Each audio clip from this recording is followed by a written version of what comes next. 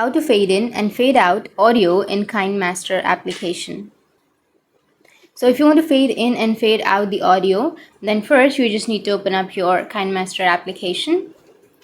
So first, let's start from scratch by importing our video into KineMaster app. Once you've imported, now here on the left side of your screen, you will have a bunch of options. Simply tap on the gear shaped icon or the settings icon. Tap on settings.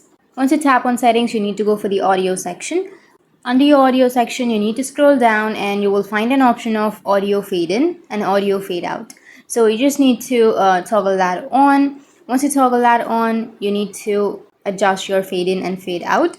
Once you've adjusted, you can go back, and that's it. That's how you can add your fade in and fade out in your audio. And if you have any questions, feel free to comment below. Thanks for watching.